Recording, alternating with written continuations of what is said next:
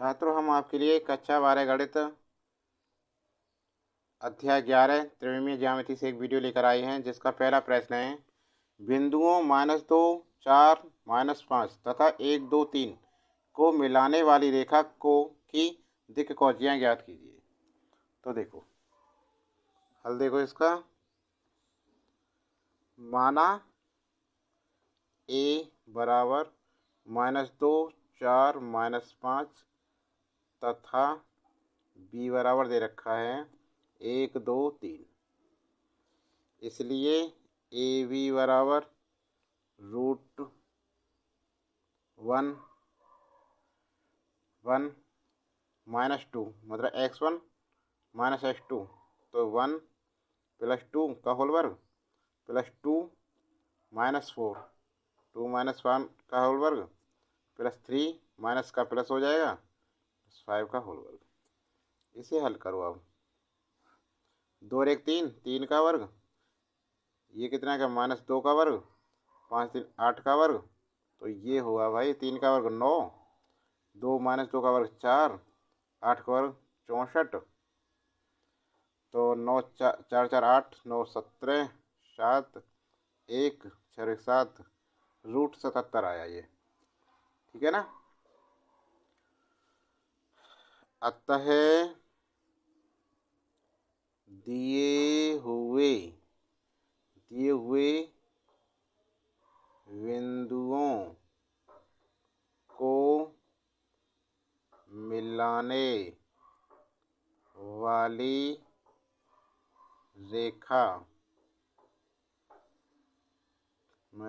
रेखा की दिक् कौजियाएँ क्या होंगी? 1 माइनस के 2 अपॉन √77, सबके नीचे 77 लिखेगा, और 2 - 4, ये वाली 2 - 4 अपॉन √77, और 3 + 3 -5 अपॉन √77। ठीक है ना। अब ये कितना हो गया? 2 और 1 3 हो गया, 3 बट्टे, इसलिए 3/77 रूट, और 4 में 2 माइनस के 2 बट्टे √77, और 5 3 8 हो जाएंगे, 8 बट्टे √77 आंसर। अगला प्रश्न देखिए, इसे देखिए। बिंदुओं 3 -2 -5 और 3 -2 6 से गुजरने वाली रेखा का कार्तीय समीकरण लिखिए। तो कार्तीय समीकरण क्या करेंगे? देखो, ए बराबर लिख लिया हमने 3 - 2 -5, यह बराबर x1 y1 और z1 होता है। ठीक है। और b क्या है? 3 -2 और 6, ये क्या होता है? x2 y2 और z2। तब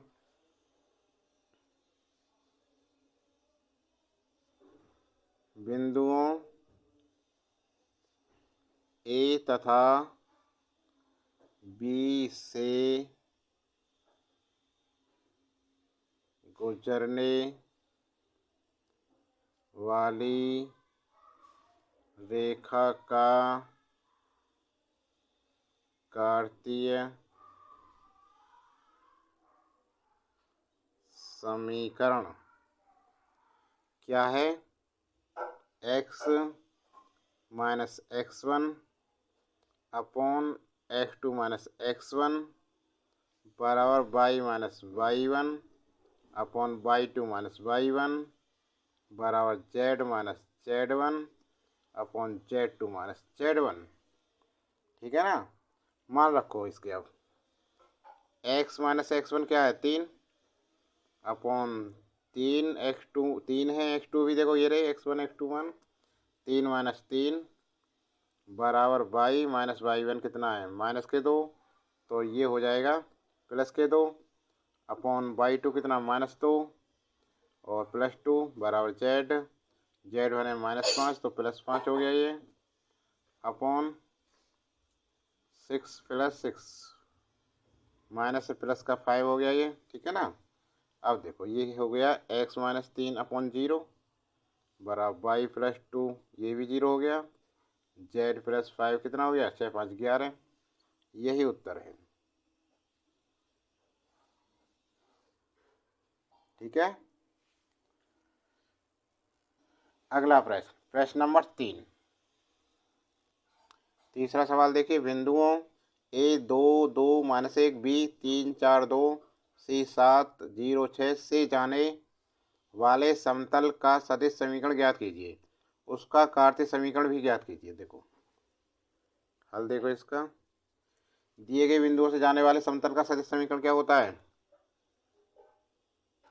दिए गए बिंदुओं से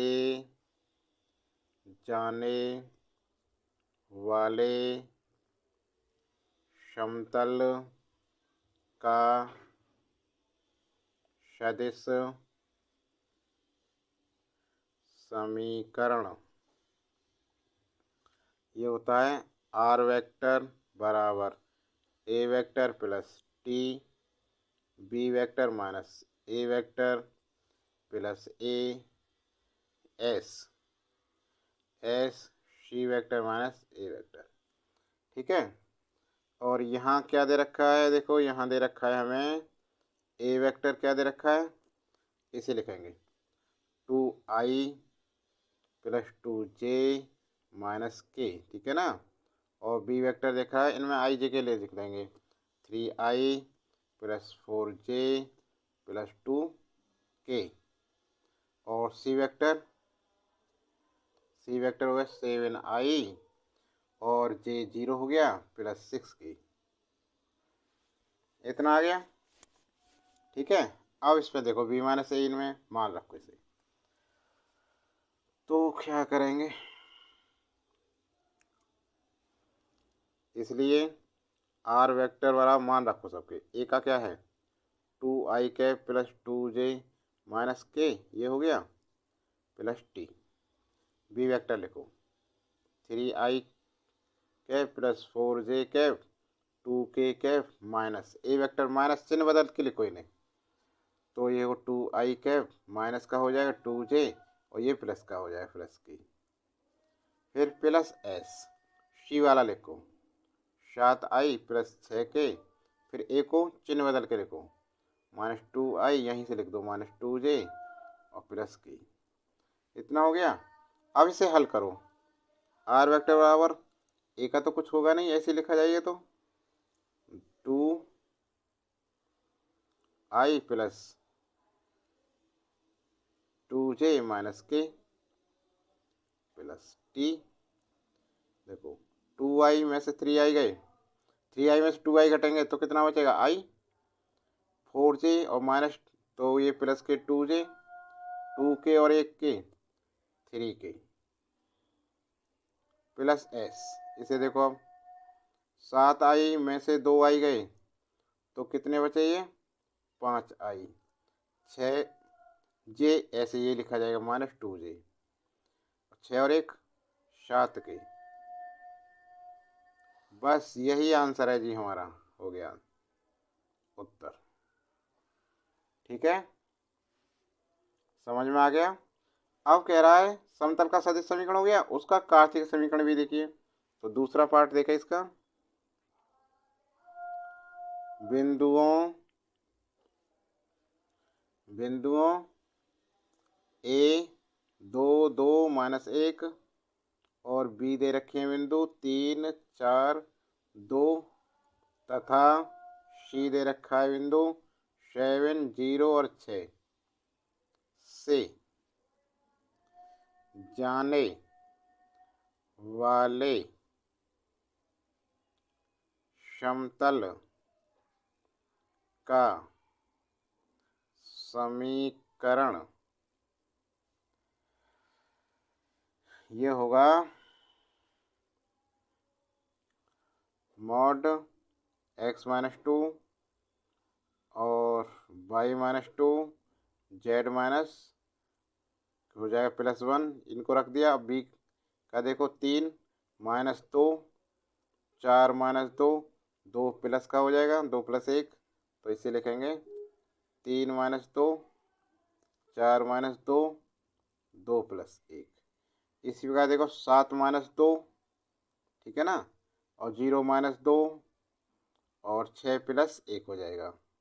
तो ये हो गया 7 माइनस 2, 0 माइनस 2, 6 प्लस 1 बराबर 0। इसको हल करें अब देखो इम्प्लाइज इसे हल करें हम तो कितना आएगा, x माइनस 2, एक्स माइनस 2, 3 में से 2 गया 1, 7 में से 2 गया 5, y माइनस 2, 4 में से 2 गया 2, 0 माइनस के 2, z प्लस 1, 2 में से 1 3, 7 बराबर 0। ठीक है, अब इसे हल करें हम तो x माइनस 2, एक्स माइनस 2, 2 सत्ते 14 माइनस वो प्लस हो गया, 3 दूनी 6 माइनस y माइनस 2 लेंगे, इसे छोड़ेंगे 1 सत्ते 7 माइनस के 5 दिया 15 प्लस z प्लस 1 और ये हुआ माइनस के 2 और माइनस के 5 दूनी 10 बराबर 0। R1 के सापेक्ष प्रसार क्या है ये, R1 के सापेक्ष प्रसार। ठीक है, अब देखो हल देखो इसे 14 और 6 कितने हो गए 20, 20 की गुणा करो इसमें 20x माइनस 20 दूनी 40, 15 में से 7 गए 8 माइनस के तो माइनस माइनस प्लस हो गए 8y और माइनस के 8 दूनी 16 और 10 तो 12 हो गए माइनस के 12z और माइनस 12 बराबर 0। ठीक है, तो देखो अब दोबारा से देखो इसे 20x प्लस 8y माइनस के 12z और ये हो गए अब 6 7 8 माइनस के 8 4 5 6 68 माइनस के 68 बराबर 0। इसको इधर ले जाएं तो 20x प्लस 8y माइनस के 12z बराबर 68। ठीक है ना, अब क्या करेंगे 4 से भागित कर दें, 4 पंजे 20, 4 दूनी 8, 4 तिया 12 और 17 चौका 68। ये समीकरण बनी हमारी, उत्तर हो गया। ठीक है, तो आज के लिए छात्रों इतनी ही वीडियो कैसी लगी, वीडियो अच्छी लगी हो तो लाइक करना और कमेंट बॉक्स में लिखकर बताना। अभी चैनल पर नए हैं तो चैनल को सब्सक्राइब कर लें। आज के लिए बस इतना ही।